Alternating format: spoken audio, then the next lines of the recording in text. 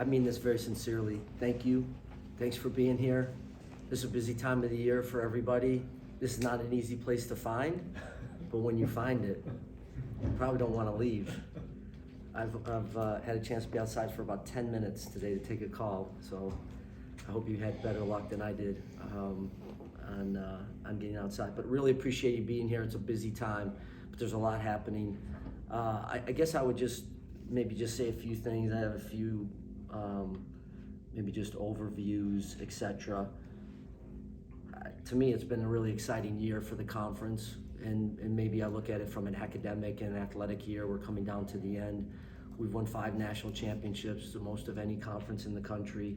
I think you know who that is, but I'm going to repeat them. Women's cross country was NC State, women's soccer, Florida State, men's soccer, Clemson, fencing, Notre Dame, and women's swimming and diving, Virginia. I think that's a testament to the level of competition and where we find the ACC right now. It's as good of a league as anywhere in the country, and I think those championships reflect excellence in the field. Learfield Cup, we have 3 in the top 10. It's as many as any conference in the country, and I think that's again a marker of and a reflection of where we find ourselves athletically. The academic piece, you all know how good our schools are, and we'll wait to see what the graduation rates are, but they'll again be a leader or the leader in college sports. I'm proud of, as I reflect, I'm proud of the things that I saw during the year, off the field, off the court things. The Comcast deal was really important. You may want to talk a little bit about that and our partnership with ESPN. We talked about trying to get the equalizer and to have a chance to be in 90 or 91 potential homes, and really appreciate the work that ESPN did with us, and we had some really good visits today with them. So Constitution Committee work has taken up a lot of time. Transformation Committee work is just it's a real commitment. It's another full-time job, I think, for all of us that are in that committee. We're seeing a lot of what you're seeing right now as it relates to name, image, and likeness, the transfer portal, what's the new governance structure gonna look like, etc. So we can get into any of those things. I'll probably just finish by saying it was a really productive, so far 3 days. I'm sorry about tomorrow with my personal thing with Luke, our oldest, graduating from Notre Dame. He's a student athlete there. I'm really proud of him. He's our oldest of 5. So I'll get a chance to be a parent this weekend. It'll be kind of a cool moment. I teased Father John on the board call yesterday at the end of the call that I'll be critiquing his every word as he leads the class in the ceremonies this weekend. But it was really a impactful, positive 3 days. And I think you know who was with us, but maybe you didn't catch everybody. But obviously we had our directors, all of our faculty, athletic reps, our senior women's administrators, our head coaches from football, men's basketball, women's basketball. We had, I think, all of our bowl partners. We had our television partner come. Who else maybe am I missing? We had Danny Gavitt came we wanted to talk a little bit about the narrative during the year about men's basketball and how that ended up maybe affecting selection. But at the end of the day, nobody had a better NCAA men's basketball tournament than the ACC did. We were 14-5, the best record in college basketball. But we're trying to understand a little bit, and is it all about the non-conference? When you get into conference play, is that already formulated in the committee's mind about how teams are? So when you get into conference play and somebody beats somebody, there's not a level of impactfulness because maybe they've been downgraded going into conference play. So we wanted to get some clarity there, etc. So let me stop there. Happy to answer anything that you want. But again, really thankful for you guys sticking around and coming. Some of you came from long distances, some shorter, but it means a lot to the ACC to have you here. What's one of the top things that you guys are still exploring when it comes to football divisions and the scheduling Yeah, we've tried to be thoughtful about it, and we're not under any time constraints right now. We know what we're going to do in 2022. This would be in 2023 and beyond. So we again really want to be thoughtful and strategic, listen to the coaches and garner their feedback, have the ADs weigh in on it. But in the end, we also want to talk to our partner. And that's kind of the last step. What does that do from a television standpoint? Is that something that's attractive for ESPN? And we'll decide whether we want to do it or not. But we'd like to get their input as well. And the two, I think, drivers to this.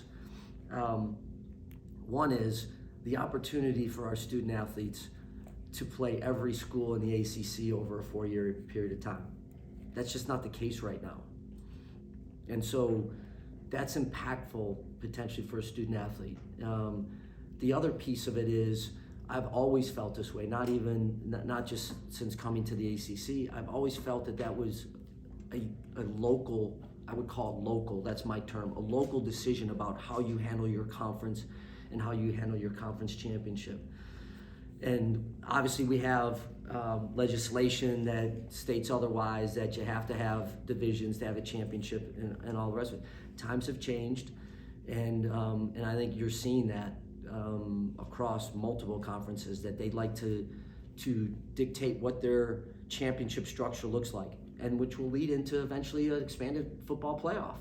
And you want your two best teams to have a chance to play at the end of the year for a lot of reasons. So that's why it's taking us, you may think it's a little bit longer, but it really isn't. It just isn't. And it's not like, oh, well, we couldn't make a decision. We're really very much on track.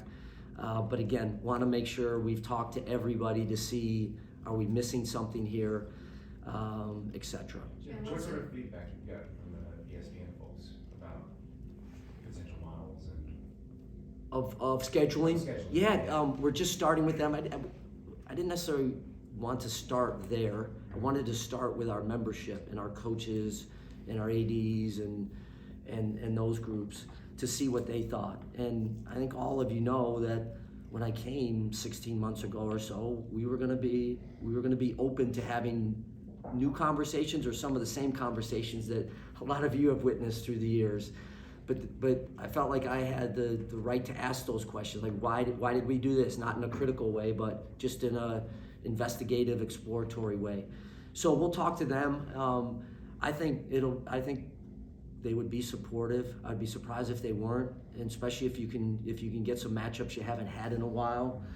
That makes sense. So is that the proposed model going forward? Like, is there a consensus reached? If we're going to change, I think it's that 3-5-5 model that I heard you've asked a few of those questions to the coaches and the ADs. So that's the one that people have gone to. I still think the divisions. There's always a pro and con to the divisions and winning a championship and the rest of that. There's some merit to that for certain, because that means a lot to hold up a trophy after a regular season. But I think we've done good work. I think we know where we're at, and we'll continue on with the plan that we've had. And then we'll make an announcement. We won't stay in. I don't want to stay in limbo forever, right? So that's part of to me, you have to close the circle. Either you're going to do it or you're not going to do it, and we'll get to that decision and make it and then move forward. It seemed like a lot of coaches came with questions about how to handle NIL and tampering and those issues, and they were looking for direction. Were you guys able to give them direction, or do you guys have to get it from a higher level and bring it back? Yeah. So here is how I would say it, in maybe in some is what came out on Monday, I think, said a lot. And this is not in a judgmental way, because I value what the Board of Governors, and we value in the ACC what the Board of Governors directive is. And we have a star, from the ACC, and Randy Woodson, that's on that committee, that's donating his time, and he's spectacular in that. But I think their directive was clear. Their statement was egregious, right? And so what that tells me is, after a lot of contemplation, and they've talked to commissioners and ADs and all the rest of it, we're not unwinding NLI, the name, image, and likeness, and going to go back to yesteryear. That's just not going to happen. So we are in the environment we are. It can't be used as a recruiting advantage, right, and an impermissible benefit. And so the NCAA has been instructed by the board to start to look at cases that they feel potentially could be egregious. So what did I say to the coaches? I didn't say what Mike Bray said, right? But I certainly didn't say that hey, just give us a little bit of time and it'll be just like it was 3 or 4 years ago. Because I don't believe that, and I don't believe it philosophically, because I do believe our student athletes have the right to do that, and I don't believe it from a pragmatic standpoint either. We are in a different place in college athletics, and we have to embrace it and move forward with kind of these new rules of engagement. The court has told us how they feel, right? And the one thing that I'm adamant about that you've heard before, and some of us have had individual conversations on this topic, is we need federal legislation. If there's an expectation to play a national schedule and to have intra-conference and cross-conference pollination of games and competition, and we're trying to stay somewhat in fairness in recruiting, fairness in competition, that we all need to be abiding by at least some parameters that are comfortable with the board and with the NCAA and with the membership, that at least give some guiding principles to our schools. But what we have in our conference is you have multiple states doing different things. So it's uneven, unlevel playing fields just in our own conference. So you know what it does nationally. So we need some help, and we've had good work and we've had good conversations, but it really doesn't feel like it's a priority in Washington, D.C. right now. So let's not say, hey, maybe tomorrow's gonna be better or next week's gonna be better. We deal with what we have right now. We deal with the permissive language right now that we have, and we try to make sure we hold each other accountable for what we're seeing out in the industry. So you said what Bray said in a really nice way. What's that? So you said what Bray said in a really nice way. Embrace it in a really. Bray said in a really nice way. Yeah. So. Yeah, you have to. Yeah. You have to. Having said that, I mean, Yeah. Mike Bray said he doesn't really have much confidence in NCAA being able to go track down, start enforcing things when it comes to NIL. And after their statement this week, what's your stance on that with the NCAA enforcement staff? And then also, do you believe that maybe the conferences should be able to take up some of this enforcement themselves at some point down the road? Yeah, two things there. One is I believe in the board and I believe in their oversight, and they've told enforcement staff to get on it. So that's how I interpret what was said on Monday. The second piece of it is I don't know where we're going to go with the transformation committee, and I'm really proud to be on that committee and the work that's being done. But I think, if I would just diagram it, you have maybe some use the term excessive or bloated or big organization in the NCAA. I think it's going to be a trimmed down NCAA. I think more authority and administrative work and responsibility is going to fall on the conferences, and then more is going to fall on the institutional level. So if you want me to dig in a little bit on that, I can. So I think from the Constitution or the Transformation Committee work, we need to decide what we want the NCAA to do. And I think there's a few areas that we're starting to maybe build around. Championships is one. So they've done a good job in championships. And I know there's been some cases where they haven't done such a good job. But overall, I think the entire collegiate athletics world enjoys the championship experiences that they have. And it's a national experience. So maybe that's that part of it. If you're going to have some rules and regulations, and you're going to have some enforcement. So you're going to have to have government instruction. You're going to have enforcement. So is that in-house or a third party that does the enforcement? But some of the other elements, I think we're going to have a chance to have conferences have a little bit more say in what they do. So should the conference do something? I think it's a very good question, but I think we're trying to understand who's going to do what, which coincides also with a new leader being put forward and Mark handing it off to whoever the next president is. It's hard to hire somebody until you know what organization they're going to run and what the responsibilities are that they're going to have in that particular position. Who decides what's egregious? You mentioned that word, egregious, in terms of NIL. What's your definition of that? How is that? I don't know that I have a definition of it. I think we're relying on enforcement staff to move forward, and we certainly are relying on institutions, specifically, bringing forward issues that they may have with something that they've seen happen to one of their players or within the industry. Jim, during your time as commissioner, and of course dating back to your time at Northwestern, you have been adamant in opposing unionization for college athletes and collective bargaining. Do you still have that stance, and does the ACC collectively still maintain that stance? Yeah, I think it's a tremendous question, and I don't want to say it's semantics, etc., because it isn't. But I think we all have a responsibility to move in the direction that we see college athletics going. And some people call pay for play what we're doing now, right? So the scholarship and the cost of attendance and the academic award that student athletes are able to get, the nearly $6,000, some people say that that's pay for play, right? And so here's how I would define it from an ACC standpoint. The experience is tethered in education, in degree completion, in academics.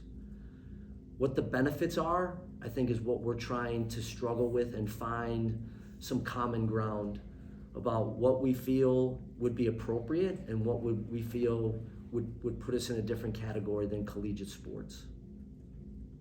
And as we approach the 50th anniversary of Title IX, what Title IX implications might there be with collective bargaining and pay for play for, you would think football and men's basketball?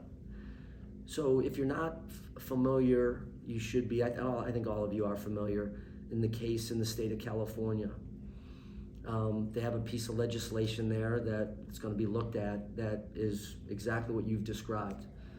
And we saw a slide, Brad Hostetter and our compliance staff showed the ADs what this thing could look like if this bill goes through. And in essence, it's a complete violation of Title IX. It would be driven by the revenue.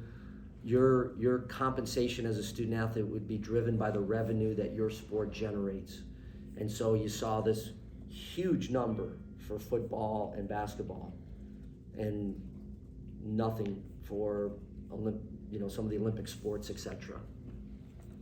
Jim, circling back to Yes. the scheduling question, are you confident that whenever there is a vote, there will be no more divisions and this 3-5-5 is gonna pass? Whenever there's a vote, Yes. are you confident there will be no more divisions and that the 3-5-5 model people to us will pass? I'm confident we're going to get to a decision, and either we're going to do it or we're not going to do it, and then we're not going to be talking about it. So we know what we have right now. So I think the onus is, do we have the support and do we have the belief that this is the right step for the ACC? So that's what we're waiting on here. Jim, what's your level of concern with the revenue gap between you guys, Yeah. ACC, Big Ten? It's going to get bigger given the fact that their TV deals expire in a couple of years and yours goes through 36. Right. How do you address that, and what's your level of concern with it? Yeah, I think for every commissioner, you're always looking at resource acquisition, and you're looking at whether you're closing the gap or you're leading the field. They're really not they're not our resources. We're a pass through, right? They go through the conference office to the membership. we had a big moment, and I mentioned it earlier. We had a big moment with the full distribution, and we'll see a nice bump, I think, coming up. We haven't had a full year of the distribution, so that will close the gap for us for this iteration, this particular year. But it's top of mind. I think we have to do a better job with revenue within the conference office, and I think you'll see a chief revenue officer at some point be part of our new structure after we find our new location, whether we stay in Greensboro in another facility in Greensboro, or we go to two of the other finalists. So the overall organization needs to have somebody each and every day thinking about revenue. We talked with ESPN at length today about some really, I think, high-level opportunities from a sponsorship standpoint to help generate, and they're as motivated as we are because we're 50-50 partners. So we're going to have to continue to find every way that we can resource the conference, championships and locations of championships, and the rest of it. We also are a conference that next year will sponsor as many in any of the major conferences, and besides the Ivies, I think we'll be right at the top with 28. Women's gymnastics will be added at Clemson. It'll be the 28th that we've sponsored. That's been in the bloodlines and the DNA of the ACC for as long as the ACC's been around. And so moments like Dave was asking about with Title IX, that matters in the ACC, and those student athletes matter. And so we believed in broad-based programming, and there's a cost to doing that, and we want to address that and close that as often and as quickly as we can. But I'd also say at the same time is, just because you have the most money doesn't mean you win all the time either, depending on whatever sport you look at. And so that's not an excuse not to try to close the revenue gap, but I also know that we've done a really good job in our schools of taking the resources that they've had and using them to have success. Jim, I wanted to ask you, well, actually, first of all, since you mentioned it, is there any timeline on headquarters decision? No, we're in a really good place, and I would just say we're digesting the each of the locations. We had another conversation yesterday with the board, and we wanna have something done this spring, which I think what that means. The springtime's got 3 or 4 weeks left in it. Okay, so you're on the transformation committee, and I think the fact that you are investing your time into this suggests you believe in some future for NCAA oversight of college sports. On the other hand, we're talking about the revenue gaps. Some of the things that you guys have talked about with the transformation committee, whether it's giving more power to the individual conferences. I know there's been some discussions about removing scholarship limits or allowing more unlimited coaches and stuff like. A lot of this would seem to drive towards more haves separating from the have-nots. And I know Jack Swarbrick in particular has had comments that saying this is inevitable of a breakaway. How do you kind of put all those things together? What do you think the future is beyond what's immediately in front of you? Well, I think I've said this before. I mean, I don't think that a national breakaway is about to happen because of the transformation committee. I don't see that kind of movement. I hear a lot about Power 5, moving away from everyone else, maybe moving away from some of the deregulation and having more opportunity to do some more things from an autonomy standpoint. But I don't see that happening right now or over the next 5 or 10 years. I just don't. We're binded by several things, including the sport of basketball, which no one wants to disrupt that. And we have a responsibility in the Power 5 to make sure we do our part to create something that's sustainable for everybody, including us, who are the highest resource conferences. But basketball feeds a lot of mouths in college athletics, and a lot of schools depend on that. And it's one of the great tournaments that we have within college athletics. So I don't see a break happening because there's some things that tie us together. I do see maybe some movement within Division I of subdivisional lines or subdivisions where it will allow you to do some more things, and you kind of coalesce around the folks that, you know, have the same amount of resources or are doing things at the same level. I think you got to be thoughtful and careful about some of that. Just automatically deregulate everything because you're trying to keep some type of competitive balance and parity in this thing. And I'll just say this. I think it's time for us to look at alternative models for football. You know, outside of maybe what we have right now. If we're ever going to do something, and I hear about the future of football and taking care of the sport of football, this is the time to do it. This is the time to do it when you're reorganizing a structure like the NCAA. What are you doing with the sport of football? Does it need to be managed separately? Do you need to have a governance structure? Those are questions we should be asking ourselves. And when I say the sport of football, I'm really talking about the 10 FBS conferences in Notre Dame. Those are the conferences that have said we are committed to this type of resourcing. Some do it less, but a minimum of 85 scholarships, and then everybody else decides how much more they want to do, whether it's in their stadium or resources or salaries or those kind of commitments. And that's what I want to do, and I think we're going to do collaboratively. We want to do collaboratively with the other conference commissioners and to just kind of explore what should we do. And we've had some of those conversations already, but I think we need to have more of those conversations as we look at the next 6, 8, 10, 12 months about the sport of football. So Gene Smith's idea that he floated to Heather Dinich about the CFP taking over governance of FBS football, that resonates with you and is not a non-starter? I would just say we've had lots of conversations, I think, inside the ACC and outside the ACC of what you just described. What are other alternative models beyond that could work? Well, I think you either continue to go down the road that you've been on, or you try to do something different. And what's most sustainable? What has the opportunity to help the sport of football moving forward? There's been a slow creep already with football. It has its own championship, right? Has all the things necessary to run, you know, the second most watched sporting event in the United States.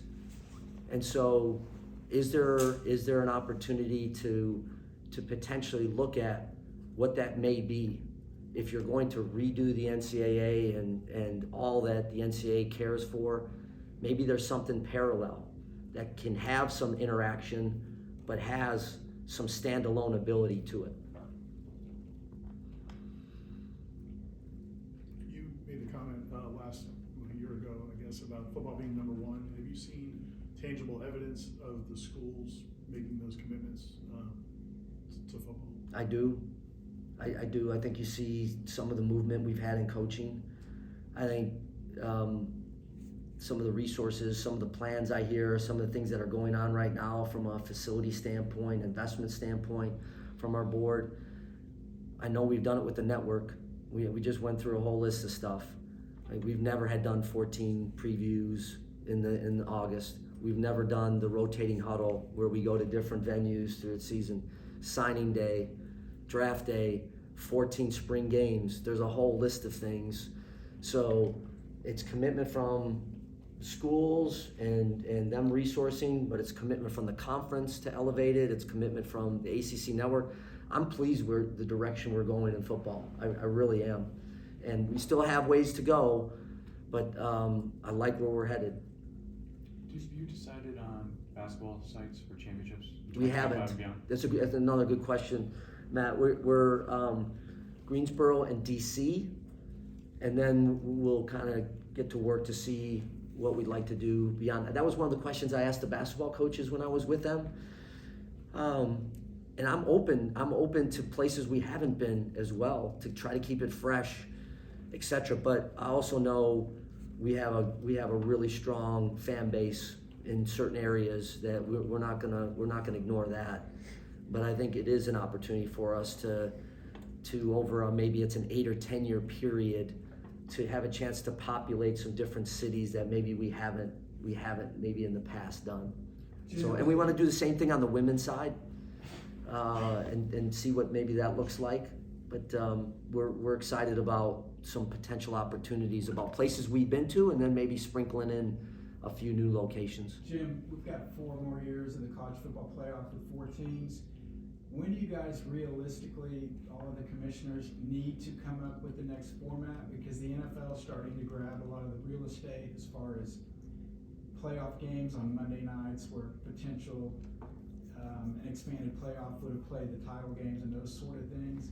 I know you guys said you're going to take a break, but when do you get back at it, and when do you realistically have to decide what we're going to do with the new format when the current one expires? Yeah, I think I want to say a couple things about that. One is we had really productive meetings in Dallas a few weeks ago, over a 2-day period, a little more than a 2-day period, and we're set back to get back together in June. I think listening to Bill, and we looked at a little bit of a draft of maybe some timeline over the next 6 to 12 months. We'd start to have some conversations, and I know we'll figure it out. I know that was tough on everybody, but this will be about collaboration, and I sense it in the room, etc., that we'll find the right place about an expansion of the CFP, and we'll have a chance to have addressed some of the issues about player safety and health, and the calendar that you're talking about, and the rest of it. So I feel good about that, and I think, I don't want to speak for the other commissioners, I just know how we left that 2 days of meetings together, and I think we'll get to the right position there. Judith, what's the deciding factor in your mind when it comes to headquarters, that conversation? Yeah. And how much do you personally value the roots and history of A ton, college? yeah. I mean, it's part of, I think, what you're trying to balance with everything that's going on. But we have to try to position the ACC for the very best place we can in 2022, and getting a lot of interaction with the board, a lot of interaction with the staff and the membership. And in the end, the conference office is trying to serve the membership to the best of our ability. So getting good feedback, and I think we'll, again, get to a decision here this spring, and have some finality to whatever we end up doing. Jim, with everything going on, it seems to be outside the offices of the ACC, the sky is falling type mentality that the public has about everything that's going on with college athletics. What's been your feeling amongst the membership when you talk about these issues? Is this a tipping point, a crucial part for what you guys are trying to do with the athletics?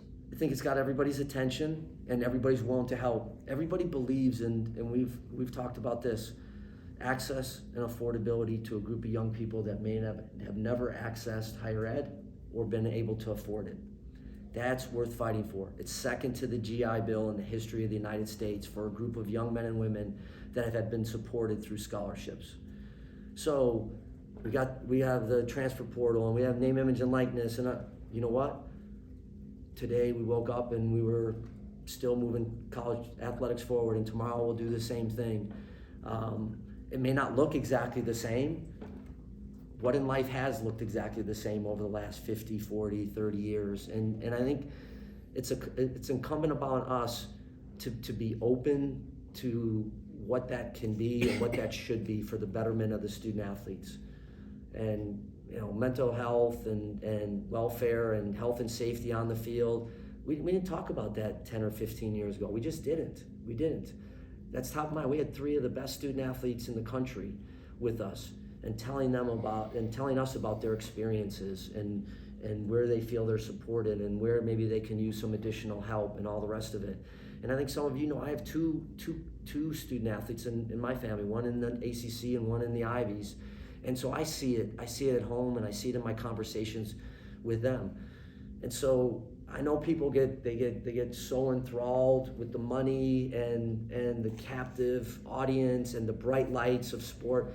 But at the end of the day, these are 18 to 22-year-olds, and we know the percentages. 98% plus are not going to be playing professionally. So the mood is, it's time for us to continue to act. We got to do some things maybe we never thought we'd have to do.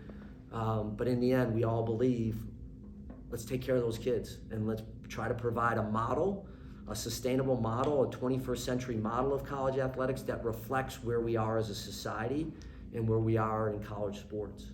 Jim, a little before your time, there was a situation where in North Carolina, a politically controversial bill was passed, and the ACC responded by removing events from the state until that bill was repealed.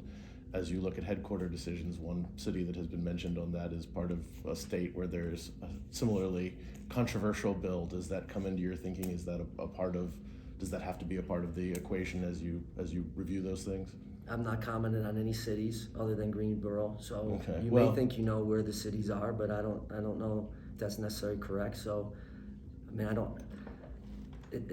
there's no position for me to answer. We haven't made a decision. We are looking at everything though with each of the 3 cities. Everything that's involved with a particular city, location, dynamics of that city, legislation. So we're not ignoring anything from any of the potential venues that could host and be the home of the ACC. Commissioner, thank you. That'll end our formal session. Appreciate it. Let's start the informal session.